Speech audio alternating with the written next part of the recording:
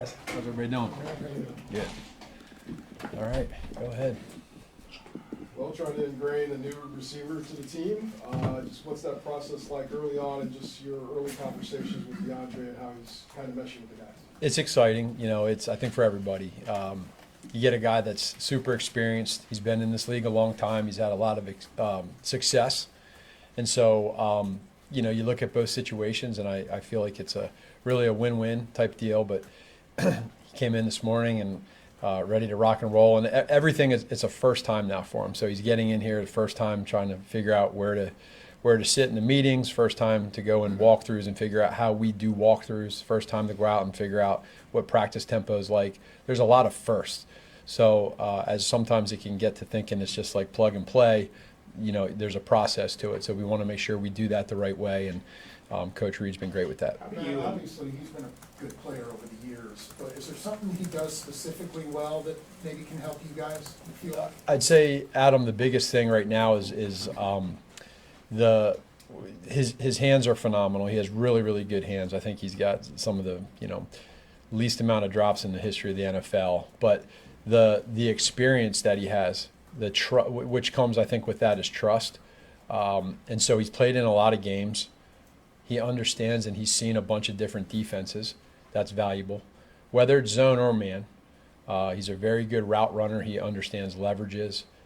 And one of the things, just getting to kind of, you see it on tape, you see it in interviews, but then when he's here up close and live and in person, you see the confidence and the swag that he has. And I think that confidence can really penetrate, and you feel that with the other players. You got to go out and do it. So it's just that we're at the beginning stages, but he's really he does a lot of good things in zones too. What do you feel like he adds that the offense was missing? I don't know if I don't think it's not necessarily that the offense was missing, but everything that I just said, the ability to have that experience, understanding in moments the route running and leverages of different coverages. There's a lot of guys that come in as rookies and they don't really see the back end. What they think is cover two is not. He knows it's cover two. So like timing with the quarterback. So we got to work through getting that now in practice with Pat. And then it's a slow process to get there, but we want to make that process be as fast as possible. We understand that. That's probably one of the biggest acquisitions receiver-wise that Pat has got. What are you hoping that players such as Xavier, McCollum, and others will pick up and learn from him? Just the biggest thing is probably is going to show up on game day. I think once he gets in there and he starts seeing the connection of understanding the routes that we call, the concepts that we call, and then how the timing works with the guy in front of him, playing man, understanding zone and how to figure out different ways in zone to get open. And then with that is us also making sure that he understands our practice tempo, Monday through, or really Wednesday through Saturday.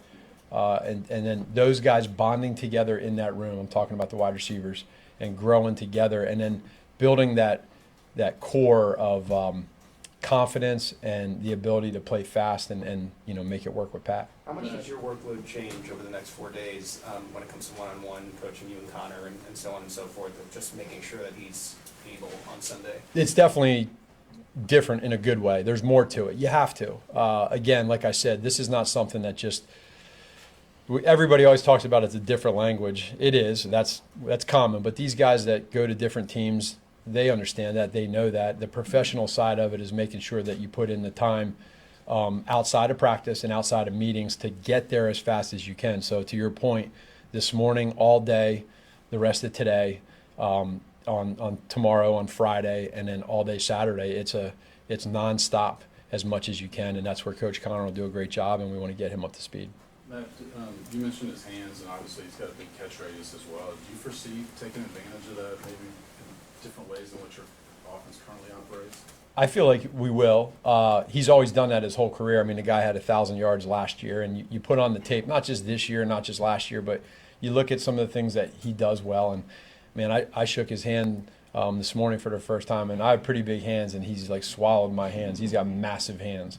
So there's a reason why he's, catching these footballs, and then he's a true pro. So we want to make sure that he comes in here and it's a process, but it's on tape. So we want to make sure we merge it together. Man, how much of Hopkins getting ingratiated is, hey, this is what we've done with, similar receivers like Juju or Rashee Rice, or how much of it is, allowing him to sort of tell you guys what he feels most comfortable with, considering, how many games you have to get this right. Yeah, there's a lot of volume of what he does well, so we have that. It's not like a rookie that comes out of college where the game's different. So we want to be able to balance taking what he does well, using his strengths, and implementing it into what we do offensively.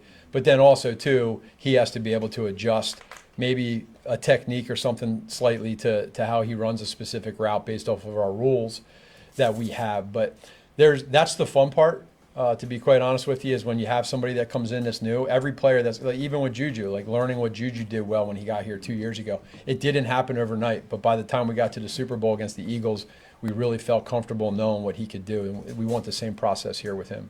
Vahe and then Adam. Matt, obviously you guys haven't lost since that Raiders game last year. I wonder what you remember about that day and what you would say came out of it in terms of how it helped you guys reset, for lack of a better term. Remember a lot, and it was one of those deals where we really just got beat across the board, and it's frustrating as a coach. You feel like you want to be able to be better for your guys and help out and do your part. I can remember the next week coming back and say, what can I do better to help these guys out? And at the same point in time, you almost look back and say, and you hear a lot of people say, you feel like maybe that happened for a reason because it woke us up and set us for the rest of the season. That said, every year is different. This is a physical football team that flies around, and they live on the personality of Coach Pierce. And I think for us, we understand and know that this is going to be a fight, and they're physical and they do a lot of good things well. But we division game too, right? That's massive. So for us, we remember a lot about it, but we don't want to make it too big of a moment. We think we have a good thing going, and we want to just stay within what we're doing. Is there carryover from who you guys became at the end of last year to who you guys see yourselves as now, just identity-wise? Probably a little bit from the coaching standpoint, and then also from player standpoint. Maybe again, every team's a little bit different, but for the most part, I feel like that one there, right there, that game on Christmas Day, that brought everybody together, and it could have some separate you. That one brought us together. Matt, regarding Kareem Hunt, in what ways do you feel like he's made a difference in the running game part of it specifically? Physicality, not losing yards, mentality of just, give me the ball. And you put that tape on and watch him get hit. I can't imagine what he feels like on a Monday. It cannot feel very good, but it's a sacrifice he does for this team. He's loving it. We're loving handing him the ball. The offensive line is blocking their tail off with the tight ends.